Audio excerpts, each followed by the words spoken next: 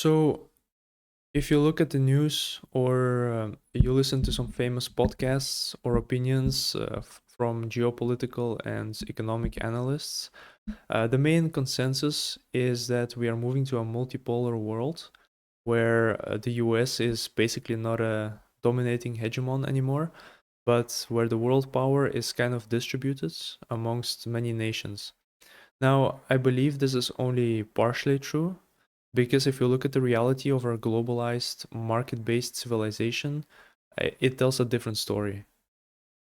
So, while it is true that the US is basically a dying empire and its dominance over the global financial system and the military might is ending, by the way, its technological supremacy has already ended. And as we can see, the de-dollarization is real. So the amount of reserves by different countries in dollars is or has been declining steadily.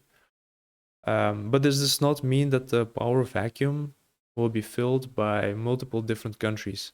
In fact, I would argue that there will be no power vacuum actually, because it has been gradually filled up by the new global order that supersedes any border. So this transition was not a coincidence, and it seems to be actively being implemented. Um, Definitely in the last decades, it has become very visible. So the elites at the top of our society, of our social hierarchy, they knew that eventually the USA could not sustain their ambitions and had to be abandoned to preserve their wealth and power, basically. So at first, the relation between these elites and the nation state could be considered symbiotic because both benefited each other. However, now at the end of the cycle, this relation is turning into a parasitic relationship. And so the underlying power that inhabited the United States over the last century or so has been slowly transferred to this new global structure through institutional tools like NGOs, NPOs, think tanks, academia, all kinds of humanitarian foundations, and so on. The origin of this transition, I mean, that's a whole separate topic that we'll need to investigate on its own. But over the last decades, talks about reshoring and isolationist or nationalist policies were prevalent, especially with the elections of Donald Trump, both in his first term and the second one. However, the economic reality is, or it tells a different story. So it shows that most of these talks are kind of a facade or a political theater. Because in reality, the scale of the supply chain decoupling is insignificant and mostly consists of goods for strategic purposes and military use, because the total consumer goods actually, or the consumer goods imports in the US is actually increasing. As we can also see here, basically shows the change in manufacturing imports as a percentage of the total domestic output. So it kind of stays similar and actually is increasing. The global supply chains in general are definitely restructuring and evolving as well, but that is to be expected because countries change, societies change, and uh, the way business is done globally also changes with it, and the cost, of course, change as well. This is the same for other parts of the world too, because yeah, especially if you look at the Western nations, for example, Europe, in which the EU itself is a consolidation of power, um, where individual nations basically have no sovereignty of their own anymore, and the UK is all on this too. Many would point at Brexit. However, that in itself was mostly a political theater that is being reversed very quickly right now.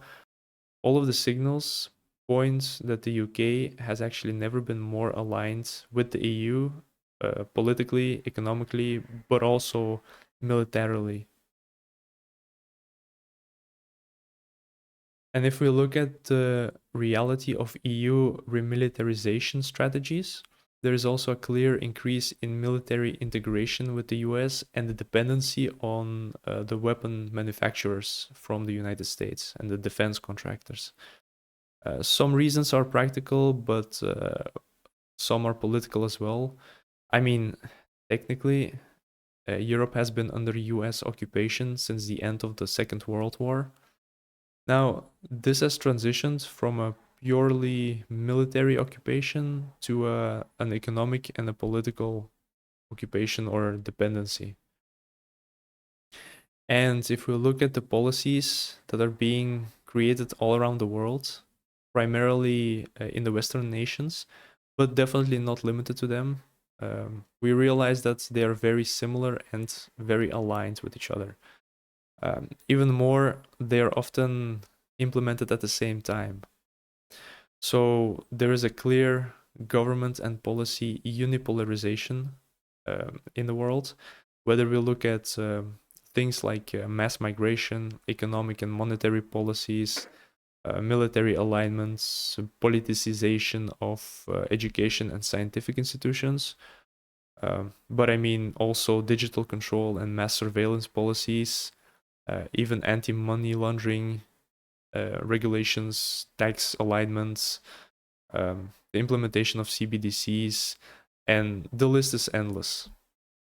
The biggest one, of course, of these policies or alignments is the DEI and the woke ideology, primarily the feminization of society and gender ideology and racial and religious preferences. But yeah, the list is basically endless. Now, the funny thing is, if we look at all these countries, what they have in common is that they're all parts of what is called the Extended Five Eyes Intelligence Alliance. As you can see here, the original ones and then the ones that extended. So perhaps that is the real deep state that is creating a technocratic world government, although even intelligence institutions are just tools. I would argue that even the nation state as a valid construct is no longer a thing. I mean, on paper, sure, it still does exist, but if you look at the mechanics of societies, economies, and cultures, it doesn't really exist anymore.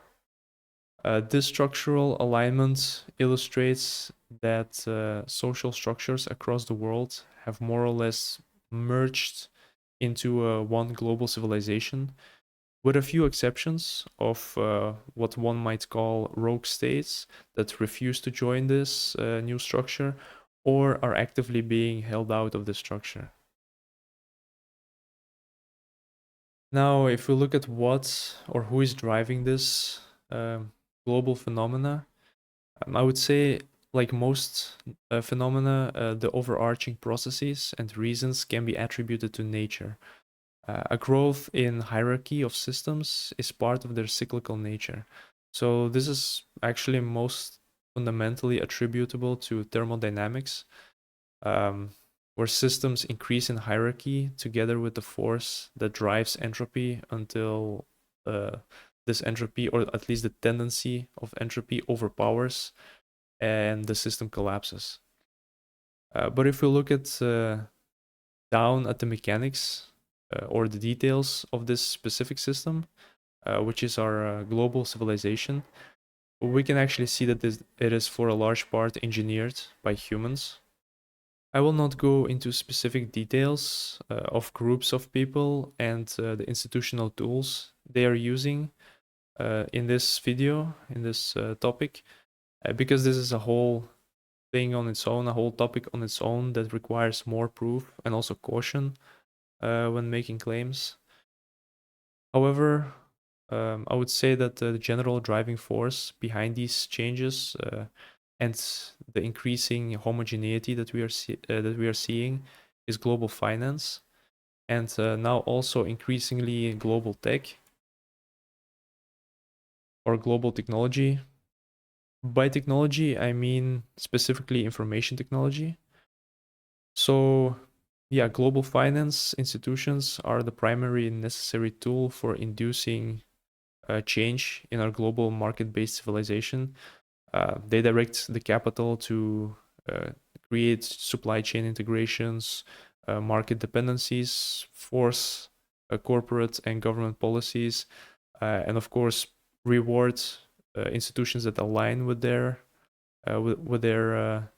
goals and missions, but also punish institutions that do not fall in line. However, this is all, of course, only possible because of the massive reach and the speed that is facilitated by the global tech industry or apparatus. And what makes it all possible to socially engineer such systems is the cultural homogenization and information availability due to the internet and social media, of course, because they have kind of created a new type of interconnectedness.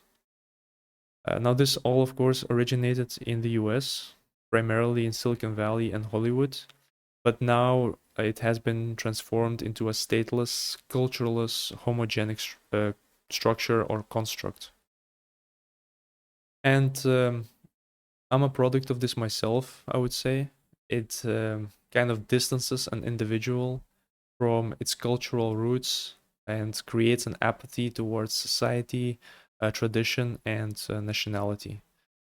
It sells hyper individualism, but of course at the expense of the community and personal sovereignty, but also national sovereignty and sovereignty of the community. Now it is important, of course, to question we as individuals, what can we do about it, and how can we preserve our sovereignty, protect our assets, and grow wealth in this world. So the primary tool for now is still diversification. That's still incredibly important because the transition that we are going through creates a lot of turbulence and uncertainty. So putting all eggs in one basket is, of course, a recipe for disaster. Now, what I'm personally doing is reducing all tech stocks in my portfolio and or basically eliminating all tech stocks and diversifying from concentrated markets like S&P 500 because they are just way too over represented by technology stocks companies, because they are currently in the largest bubble ever due to AI hype, of course. I mean, here are just a few examples that we can see of Micron and Nvidia, which are, of course, the electronics companies um, that have been the main gainers in this hype cycle. But even if you look at S&P, the increase is pretty significant. And this here is just an example of the Korean market, which is also highly concentrated in a few companies, especially electronics companies like Samsung. And over the last, I don't know, week or so, they have seen, actually, the last month, they have seen a very good correction. So aside from that, a large portion of my portfolio is allocated and will be even more allocated towards precious metals, primarily gold and silver. So, I mean, as we can see here, silver has been already in a huge rally, but a lot of that has to do with central banks and financial institutions buying up gold. And we also have seen a pretty significant correction. So I think that gold will only continue to go up from now on. Important to note is, of course, that It has to be physical assets and not futures contracts, because you must be able to actually own the real tangible asset. Because paper holds no real value, especially in a world that is going through a lot of turbulence.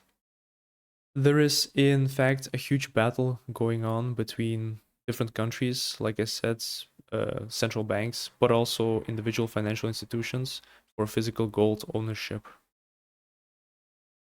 And finally, because physical assets can still be outlawed and seized by the governments, one of my favorite tools to hedge against that is, of course, cryptocurrency, and particularly Bitcoin, because Bitcoin is already battle tested and is the most stable and economically sound cryptocurrency. Or if we look at the cyclical nature of Bitcoin, uh, it has been declining and has lost like 47% of uh, of its all-time high value. But it also reaches or is approaching the end of the downwards cycle, which is about 1 year. So we'll see what happens then. But regardless, I think it's still an amazing hedge against uh, government overreach and, well, yeah, to basically protect your sovereignty. A funny joke is that many people who invest in gold say that Bitcoin is actually worthless and does not exist, while the crypto bros say that gold is basically a yellow rock with no value. Both are wrong, in my opinion, because good investors don't idolize or emotionalize assets, but look at how they can use them to achieve their mission. And reducing dependency on institutions, governments, and basically making sure or ensuring individual and personal sovereignty is what my mission is all about. So yeah, that's about it for today, for this video. Stay vigilant,